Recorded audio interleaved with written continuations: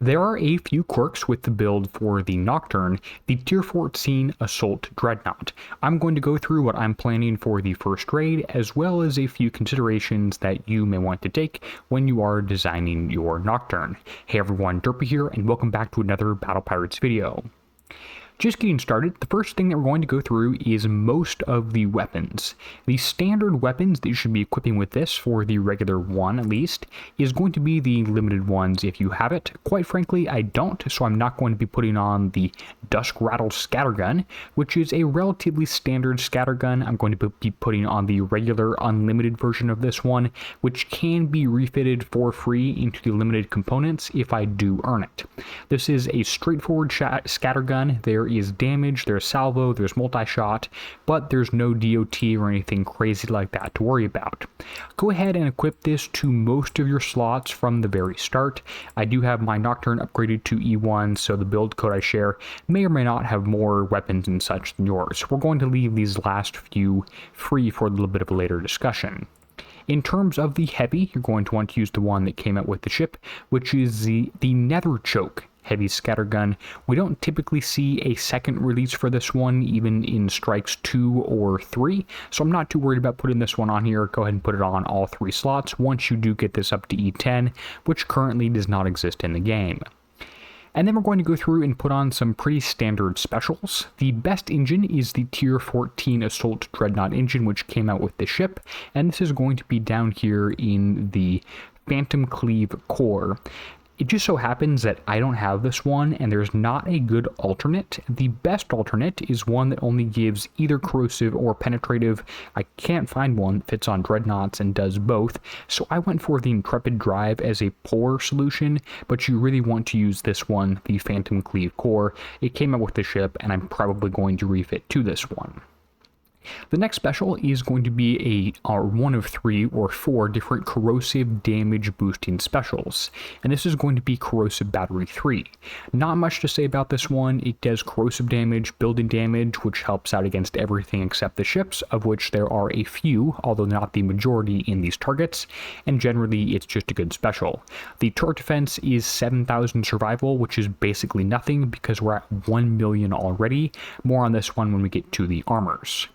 Special slot number 3 is going to be, surprise, surprise, more corrosive damage boosting specials. This is actually going to be one that is a Dreadnaught specific one from Tier 13, and this is the Fell Forge rounds. It gives you projectile speed, corrosive damage, building damage, and wall damage doesn't matter. But there are a few other options. You can drop down to others that have corrosive damage within a sort of similar tier. If you don't happen to have this one yet, you probably do, so go ahead and look for this one. If not, it might be in Strike or the Forsaken Mission. Next up is going to be a very old corrosive damage special, and this is going to be one that is a pretty old one. You probably have this one already, and it is going to be the Full Focus Choke. This is essentially the narrow firing aperture version 2 or 3. This gives you minus spread, which means your fire is more concentrated on your enemy. It gives you plus splash and plus corrosive damage. It's generally a very good special. The only note I have is that occasionally we see something where multi-shot is slightly better. I don't think that's the case this round, but again, just stay with that in mind. We also do want to use another one that came out with the ship, which is compatible with the previous Full Focus Choke, and that is the Ghost Feed loading system. This gives you a +2 multi-shot, which is better than basically everything else here that you can see, and it gives you some projectile speed, scattergun reload, corrosive damage, etc. It's generally just a good special to have on here.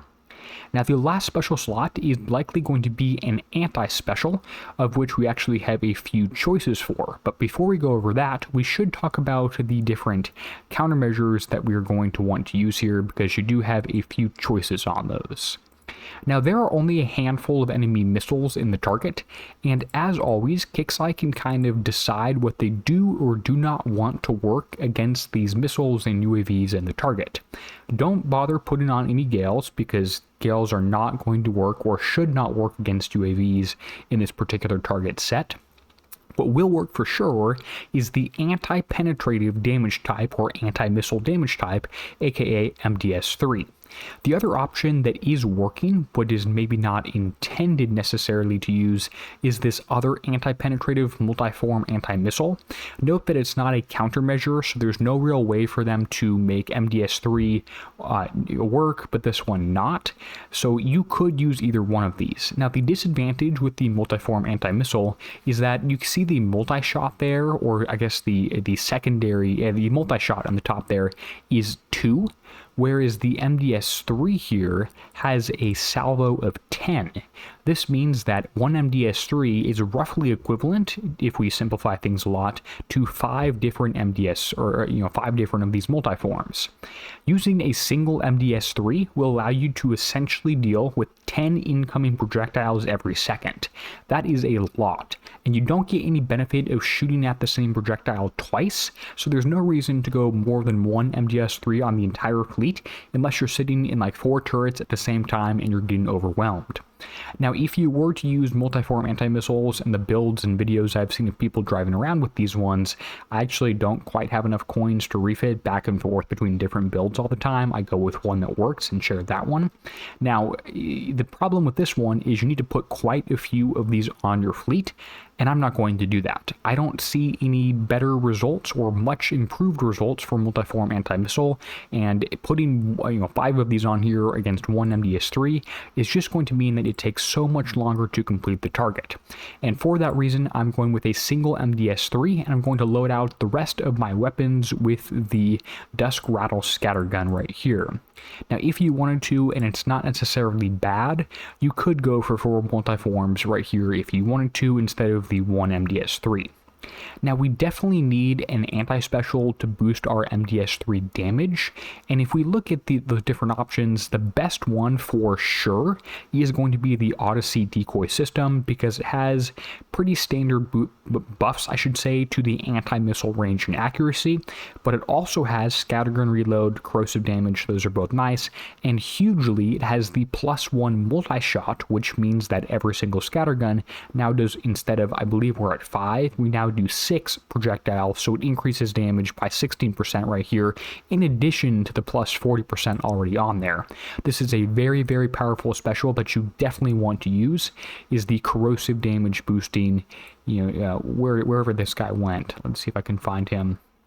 Oh, just there. Odyssey decoy system, very, very powerful special. You for sure want to use this one. We don't have any information on the captains/officers for this one yet. There is usually 1 or 2 good ones and 1 or 2 bad ones, and we'll discuss those in the first raid recap video. Now, in terms of the armors, it is pretty interesting because Kixeye has not really changed their pattern much. You can see that E2, which I plan to get to in the by second raid for sure, gives me 250k survival of each type. This is in addition to what I already have on my build here, the blank survival essentially on the ship is 1 million already. There's so many, numbers here. I could definitely use some commas. Commas are important, people. Regardless, having 1 million survival means that going from 1 million to 1.1 million, aka adding 100k, does not really do as much as going from 0 to 100k. This is the diminishing returns of survival, and higher survival means that you don't benefit from each incremental amount quite as much. Now, for that reason, what I'm trying to say here is that your survival right here through the built-in Dreadnaught armors that were offered in Strike, that 200k, that's nice, but it's not quite as big as it sounds like, as if we were only at 200 going to 400, going from 1 million to 1.2 million, not quite as advantageous. I think that evade is going to be useful on the ship because you're not going to shoot down every incoming missile, as well as combat speed for being able to outrun some of the scatterguns, which are definitely in this target. And for that reason, I'm going to go for the D5 EV armor, and the other nice thing about these is that they're free and you can just equip those. You can just go ahead and put 4 of those on here right now, and another 4 by the time you get up to E10. I have also seen people using some other combat speed boosting armors, which is the, streamlined cadmium armor, which I don't appear to have for some reason. I don't know why people are using this all of a sudden now rather than they weren't beforehand. I think the evade is still useful, and I don't think that this repair acceleration thing does anything anymore in today's game, so I would really just use the D5 EV armor. Even if it does add a smidge of repair time, the evade is for sure still helpful against the missiles that are in this assault style target. And there's the build as I have it planned. I will be posting this to the build stock, so you can go ahead and check that out, linked in the YouTube description. All the builds I have are out there.